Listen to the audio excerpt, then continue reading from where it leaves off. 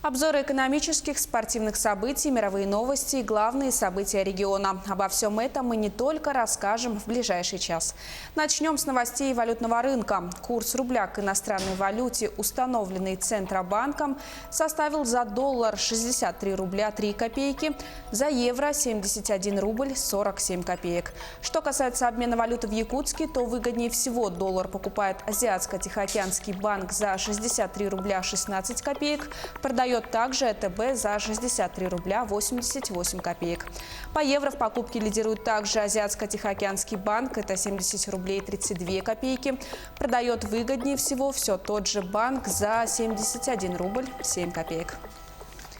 Крупнейшие банки отказались принимать мат-капитал как взнос по ипотеке. Например, взять льготный жилищный кредит под 5-6% годовых не получится в ВТБ, Россельхозбанке, Газпромбанке, Райфайзенбанке, МКБ и Совкомбанке. Жалобы на это появились на специализированных форумах. Банки аргументируют это решение тем, что застройщики не хотят ждать несколько месяцев, пока Пенсионный фонд России переведет им государственную субсидию за второго ребенка. В Сбербанке же сообщили, что принимают эти средства для льготного жилищного кредитования семей с детьми только при условии, что застройщик подождет, пока ПФР перечислит ему деньги. Отмечу, что не принимающие мат-капитал банки не нарушают закон. Работодатели задолжали сотрудникам более 2,5 миллиардов рублей. Антилидерами по задержкам зарплаты являются обрабатывающие производства.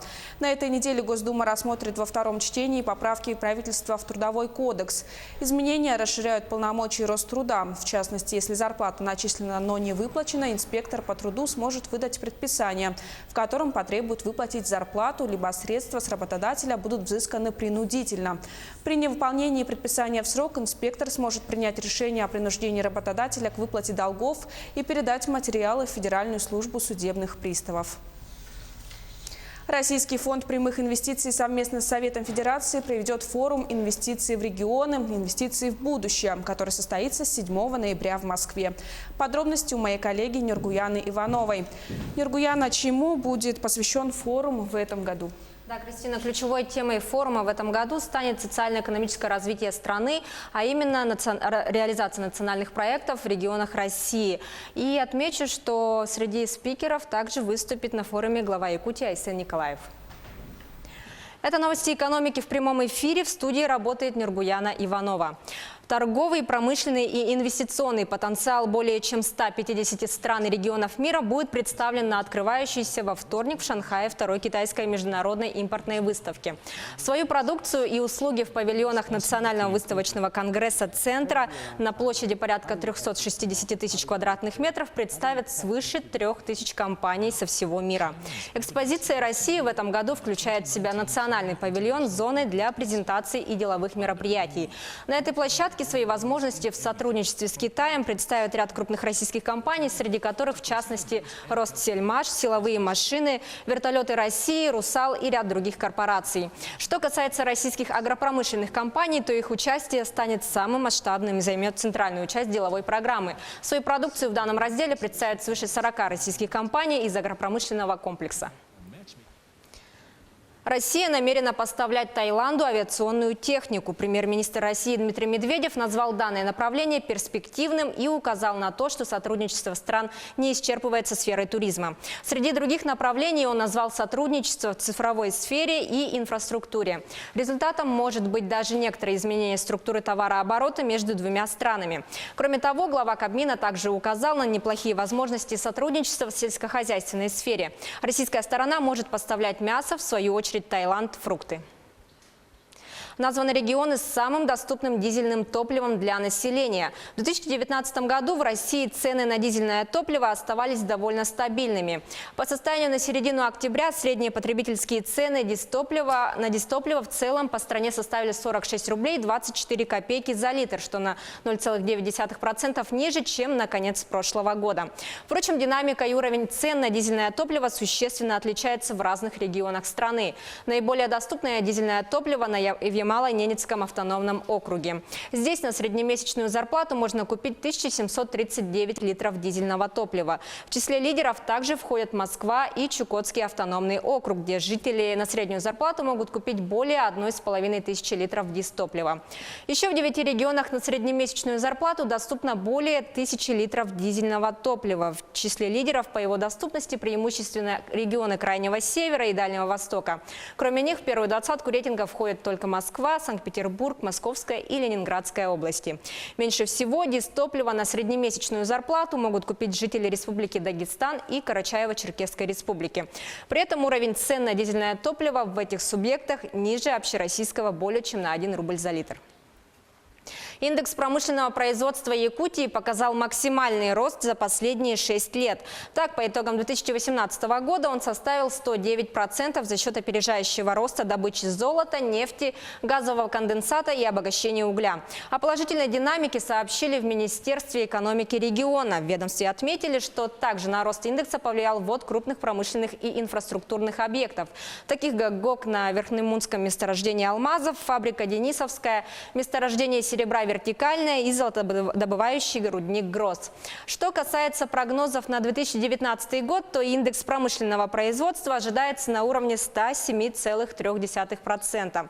Он будет обеспечен за счет начала добычи газа и нефти с Чандинского месторождения, роста проектной мощности угольных проектов компаний «Колмар» и «Мечел». Более 5700 якутян были трудоустроены в 2018 году в промышленные компании в рамках проекта «Местные кадры в промышленность».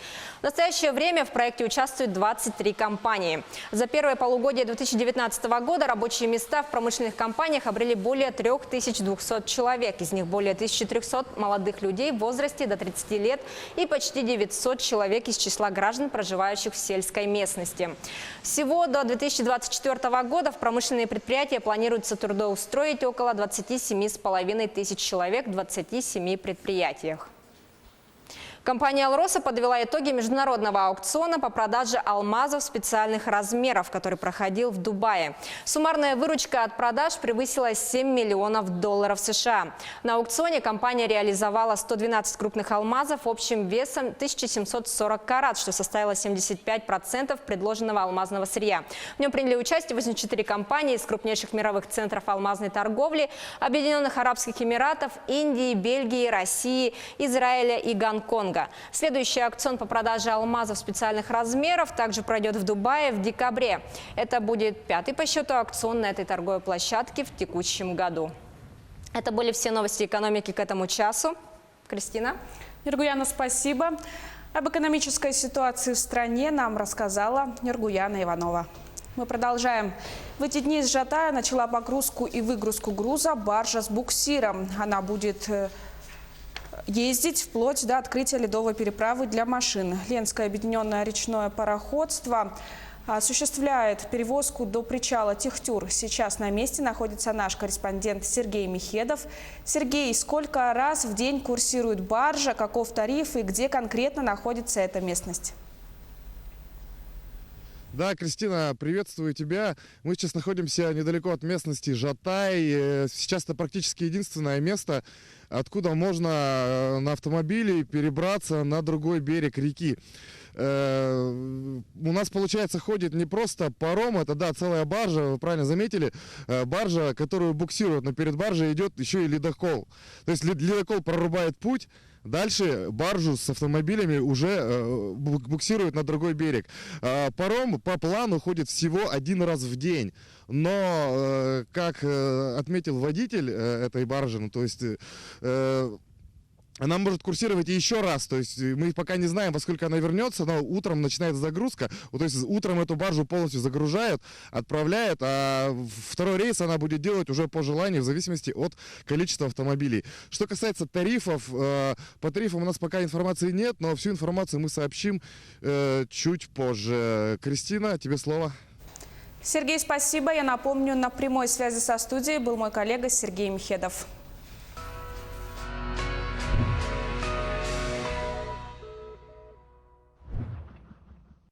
Нефть, разлившаяся у северо-восточной части побережья Бразилии, 2 месяца назад загрязнила коралловый риф и угрожает его уничтожить, рассказывает Татьяна Гамозова. 427 пар одновременно исполнили доминиканский танец меренге на площади Испании в Санто-Доминго. Их выступление сопровождала музыка доминиканского же композитора Хосеито Матео. Он, увы, не смог стать свидетелем этого события, поскольку скончался в прошлом году. Зато пятиминутный хореографический номер стал официальным рекордом Гиннесса и занесен в соответствующую книгу. По словам представительницы издания Натальи Рамирес, доминиканцы побили предыдущее достижение. Оно было установлено в июне 2013-го членами клуба Buena Vista Social Club в российском Хабаровске. На стадионе имени Ленина меренге станцевали 330 пар. 3 года назад музыка и танец меренге внесены в список нематериального культурного наследия ЮНЕСКО.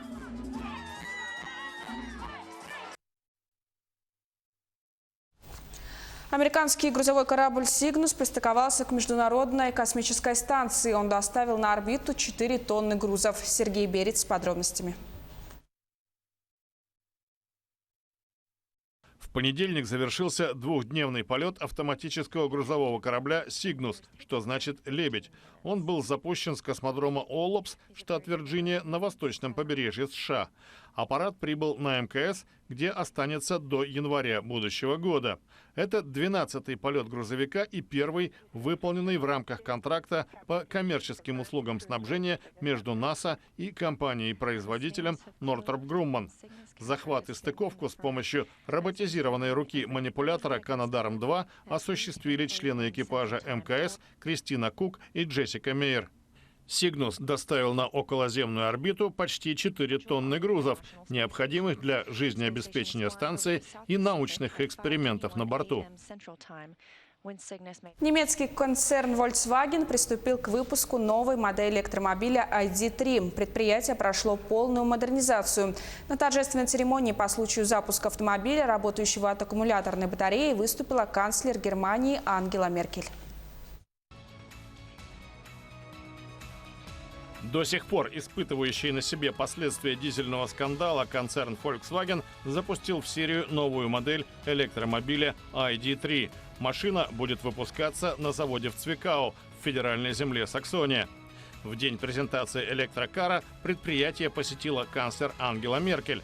Она сказала, что как уроженка бывшей ГДР особенно рада, что город стал флагманом индустрии, и уверена, что саксонцы с их богатым воображением и творческим подходом к делу не разочаруют страну и компанию. Как отмечают аналитики рынка, пока сложно сказать, сколько людей в Германии предпочтут электрические машины тем, на которых установлены двигатели внутреннего сгорания.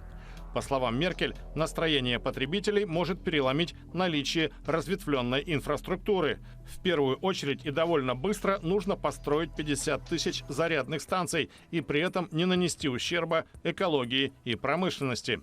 Глава концерна Герберт Дис заявил, что будущее за машинами на электрической тяге. Запуская в производство ID.3, Volkswagen превращает электромобили в обыденное явление. По цене они не будут отличаться от гольфа с дизельным мотором. Завод в Цвикау, полная модернизация которого завершится в 2021-м, по плану будет выпускать 330 тысяч электрокаров в год. За ближайшие 9 лет концерн рассчитывает продать 22 миллиона подобных машин, собранных на 8 заводах в разных странах. Нефть, разлившаяся у северо-восточной части побережья Бразилии, 2 месяца назад загрязнила коралловый риф и угрожает его уничтожить, рассказывает Татьяна Гамозова. Сырая нефть, попавшая в океан у берегов Бразилии, добралась до кораллового рифа, где осела крупными комками, угрожая уничтожить колонию. Нефтяные пятна неясного происхождения появились в этой части Атлантики в августе, вынудив бразильские власти закрыть сотни пляжей в 9 штатах. От загрязнения страдают птицы, рыбы, черепахи и другие морские обитатели. Волонтеры и армия пытаются спасти побережье, пока им удалось собрать около 2000 тонн черной слизи. По оценке министра окружающей среды Бразилии, на полную очистку может уйти от 10 до 20 лет. Следователи, пытающиеся установить источник утечки нефти, заявили в пятницу, что она произошла с танкера под греческим флагом, который вез сырье из Венесуэлы. Компания-оператор судна, однако, утверждает, что его рейс прошел без происшествий. Это были мировые новости на Якутии 24.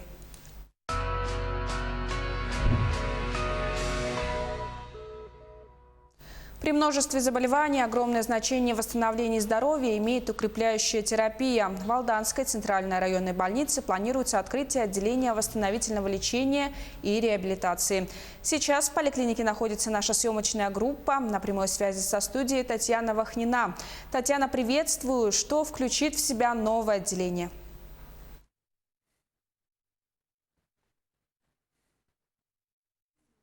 Алданской городской поликлиники. Ожидается, что в будущем физиопроцедуры наряду с кабинетами массажа и лечебной физкультуры войдут в состав нового отделения восстановительного лечения и медицинской реабилитации. В настоящее время ведется подготовительная работа по созданию новой единицы. Восстановительное лечение показано при множестве заболеваний, как хронических, так и острых. Реабилитация необходима прежде всего пациентам, перенесшим инфаркты и инсульты. Укрепляющую терапию также получают дети, страдающие заболеваниями опорно-двигательного аппарата. Вот что нам рассказала врач-реабилитолог Сергунова Татьяна Васильевна. Наше отделение восстановительной медицины и медицинской реабилитации, кабинеты расположены и в взрослой поликлинике, это кабинет лечебной физкультуры, физиокабинет, 2 массажных кабинета. В детской поликлинике то же самое: физиокабинет, массажный кабинет, кабинет ЛФК, физиокабинет в детском отделении больницы и кабинет массажа ЛФК в сосудистом отделении Центральной районной больницы. В детской консультации какое-то новое... В детской консультации на прошлой неделе поступило 2 новых тренажера для механотерапии для детей, для разработки суставов после травм опорно-двигательного аппарата. Пациенты отделения восстановительного лечения и медицинской реабилитации по-прежнему будут получать помощь в соответствующих кабинетах поликлиник. В настоящее время 6 койко-мест укрепления и реабилитации открыты на базе Нижнекуранакской больницы. Кристина. Татьяна, спасибо. Я напомню, на прямой связи со студией была моя коллега Татьяна Вахнина. Факт незаконной добычи косуль выявили в ресурсном резервате Кенкеме в Якутии. В ходе рейда на лесной дороге госинспекторы обнаружили свежие пятна крови на снегу и следы от трактора, которые вели к базе коневодов крестьянского хозяйства. При проверке базы в гараже выявлено наличие свежеразделанных туш двух сибирских косуль, а именно 2 шкуры, 8 конечностей и внутренности, а также патронов от нарезного охотничьего оружия. Инспекторы составили 4 протокола и сдали материалы дела вместе с изъятыми вещами в полицию для проведения проверки и возбуждения уголовного дела. В данное время проводится проверка. В Мирном со счета умершего пенсионера незаконно списали деньги. С сообщением об этом в полицию обратился сотрудник филиала пенсионного фонда. При этом он рассказал, что информация о смерти клиента дошла до ведомства после зачисления денег. Подробности у моего коллеги Юрия Осипова. Юрий, как же так получилось? Да, Кристина, подозреваемая оказалась 52-летняя знакомая покойного. Она призналась, что и раньше пользовалась этой картой и знала пин-код. Сейчас в ее отношении возбудили уголовное дело. Здравствуйте, вы смотрите обзор чрезвычайных происшествий в студии Юрий Осипов. Верховный суд Якутии прекратил производство по делу экс-начальника рудника «Мир» Алексея Бургсера в связи с его смертью. Об этом сообщает пресс-служба суда. Ранее сообщалось, что бывший начальник рудника «Мир» покончил с собой в СИЗО, куда был доставлен 7 октября. Напомним, Алексей Бургсер и бывший исполняющий обязанности главного инженера этого предприятия Александр Ман были задержаны после предъявления обвинения в нарушении правил безопасности при ведении горных работ, повлекшем по неосторожности смерть 8 лиц и причинении крупного ущерба.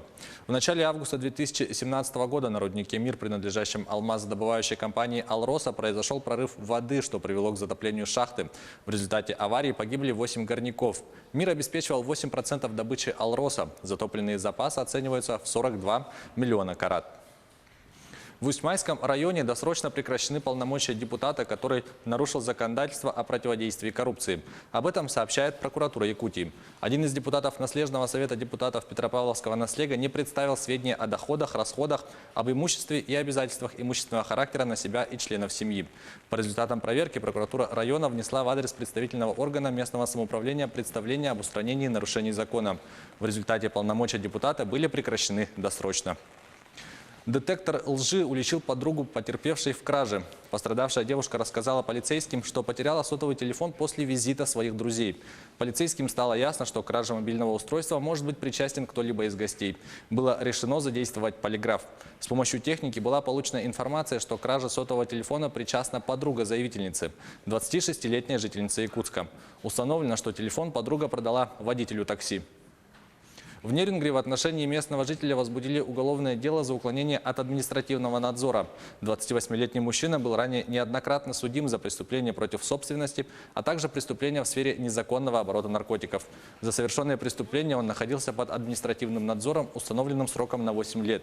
При этом он не соблюдал возложенные на него судом ограничения, систематически нарушал запрет пребывания вне жилого помещения по месту жительства с 10 вечера до 6 утра следующего дня, а также совершил административное правонарушение, посягающее на общественный порядок. В Нюрбинском районе на земельном участке местного жителя без его согласия установили опоры волоконной оптической линии связи. Как сообщает прокуратура республики, была проведена проверка. Установлено, что на территории района осуществляется строительство волоконно-оптической линии связи. Подрядчиком строительства является компания «Связь Эксперт». Подрядчик без согласования с собственниками установил на территории их земельного участка опоры ВОЛС. В целях защиты прав собственников прокуратура района внесла в адрес генерального директора компании представление об устранении нарушений федерального законодательства. По результатам рассмотрения акта нарушения устранены незаконно установленные опоры, были перенесены за пределы границ земельного участка. В Красноярске арестовали мужчину, который хранил у себя на складе 1000 бутылок контрафактного алкоголя. В отношении 44-летнего мужчины возбудили уголовное дело. В ходе обыска складского помещения изъято более 25 тысяч бутылок разного объема с алкогольной продукцией, 48 полимерных бутылок объемом 5 литров с этиловым спиртом. Общая стоимость изъятого составила более 8 миллионов рублей, что является особо крупным размером. Мужчине грозит до 5 лет лишения свободы. Расследование уголовного дела продолжается. Сотрудники полиции продолжают устанавливать все обстоятельства, а также каналы поставки и места реализации незаконной продукции. Это была рубрика «Чрезвычайные происшествия». Берегите себя и до встречи в эфире. Кристина, на этом у меня вся информация. Благодарю тебя и наших телезрителей за внимание. Спасибо, Юрий.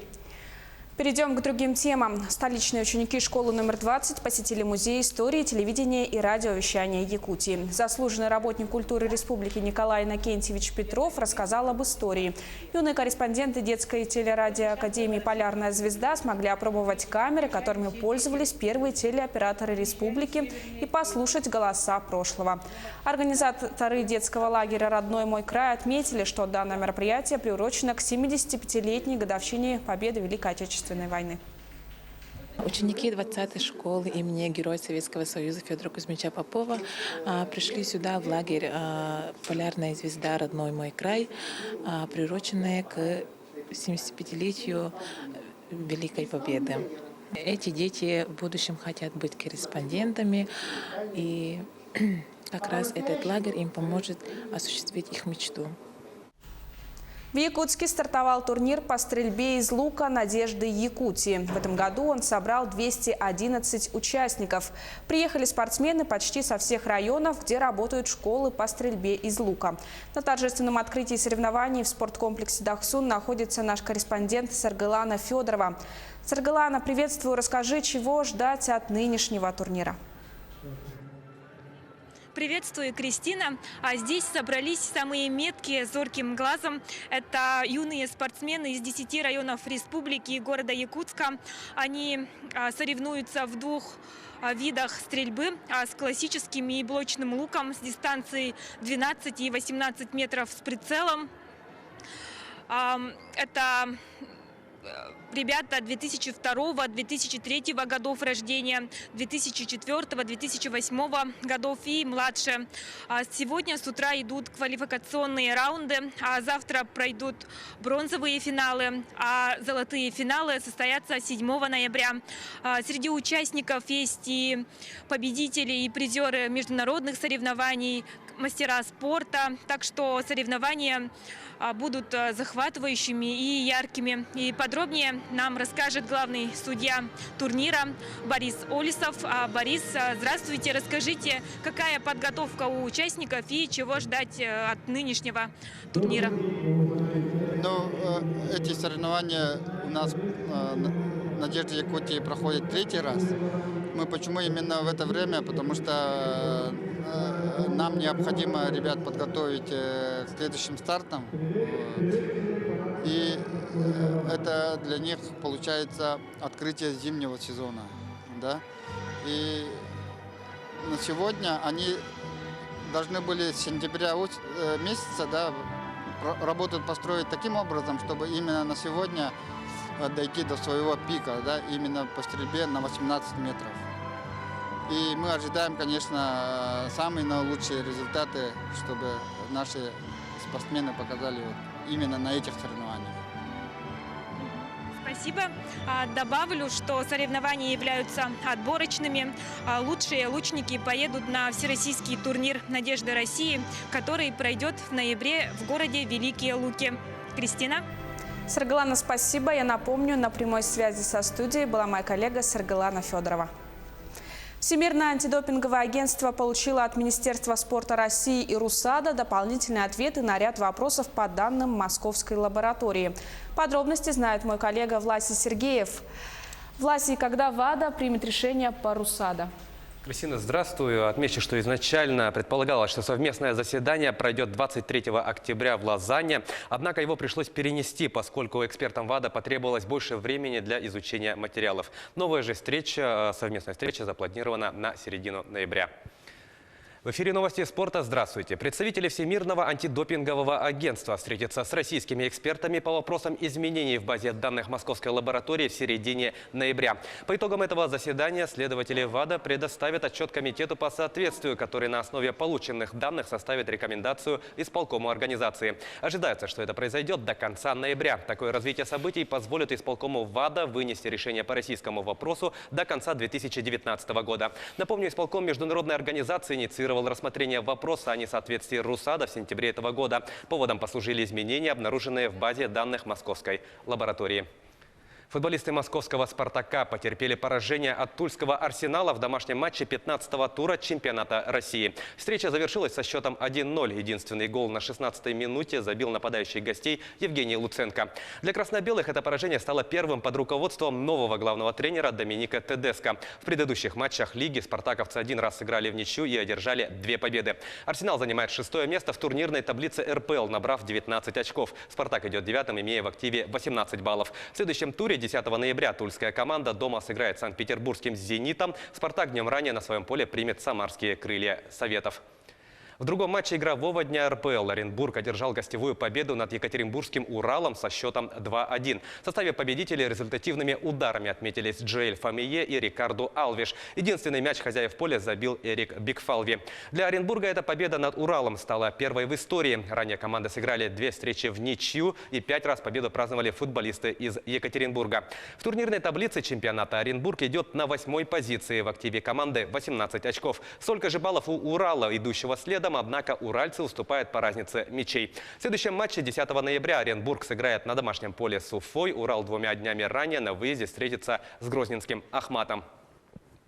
Футболисты команды «Ирбис-99» стали обладателями Кубка главы города Якутска по мини-футболу. В финале турнира ими был обыгран победитель прошлого сезона клуб «Барс». Игра за кубок прошла на паркете Дворца спорта 50 лет победы и завершилась со счетом 3-0 в пользу «Ирбиса». Авторами забитых мячей стали Евгений Кобзев, Александр Степанов и Дмитрий Каурдаков. Напомню, Кубок главы – это ежегодный турнир, открывающий зимний сезон футбола в столице. Уже на следующих выходных стартует чемпионат города, который будет проходить в формате лиги в 3 дивизионах среди мужчин и одном среди ветеранских и женских команд. Баскетболисты ЦСКА обыграли саратовский «Автодор» в матче регулярного чемпионата единой лиги ВТБ. Встреча завершилась со счетом 103-79. Самым результативным игроком матча стал форвард «Автодора» Элджин Кук, который набрал 33 очка. В составе столичной команды больше всех очков набрал разыгрывающий Майк Джеймс. На его счету 19 баллов. В турнирной таблице ЦСКА идет на 5-м месте, одержав 4 победы в 6 матчах. «Автодор» идет на последнем, 13-м месте. Клуб потерпел 4 поражения в 4 матчах. В следующем матче 10 ноября армейцы примут на своем паркете краснодарский «Локомотив Кубань». «Автодор» в этот же день дома сыграет с таллинским «Калевом». Нижнекамский нефтехимик со счетом 4-1 обыграл ЦСКА в домашнем матче регулярного чемпионата континентальной хоккейной лиги. В составе хозяев льда шайбы забросили Зият Пайгин, Йонас Энлут, Марат Хайрулин и Ильдар Шиксадаров. У армейцев отличился Линдон Вэй. Нефтехимик одержал 9-ю победу к ряду и обновил личный рекорд по этому показателю. В турнирной таблице Восточной конференции нефтехимик занимает 5-е место, набрав 31 очко в 27 играх. ЦСКА является лидером Западной конференции с 39 очками в 25 матчах. В следующем туре нефтехимик сыграет в гостях с московским «Динамо», а ЦСКА на своем льду примет столичный «Спартак». Обе встречи пройдут 12 ноября. К этому часу это все спортивные новости. Мы продолжаем следить за событиями в жизни российского и мирового спорта. Кристина, вам слово. Ласи, спасибо. Ну а мы продолжаем. Неприятные сюрпризы преподносит погода жителям и коммунальным службам столицы. Снег, который шел минувшим днем, сегодня продолжают расчищать. Работа началась еще вчера. Все службы работают в усиленном режиме и днем, и ночью.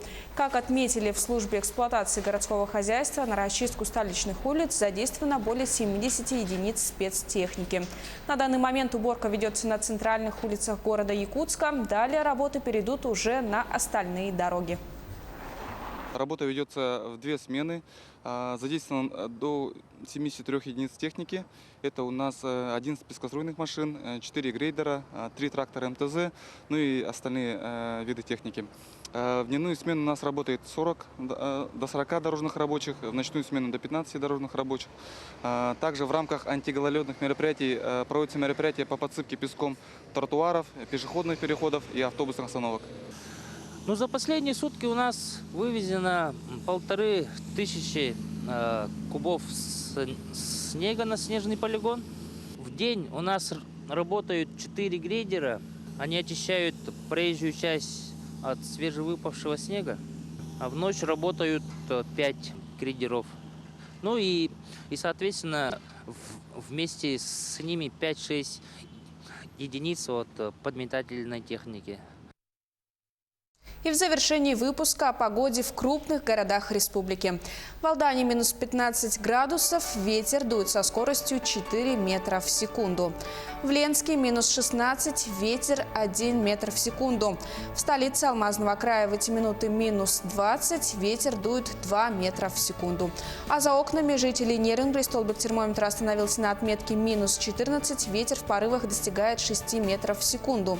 В Якутске прямо сейчас минус 11, ветер 3 метра в секунду. Наши корреспонденты продолжают следить за развитием событий. Оставайтесь на нашем телеканале и не переключайтесь.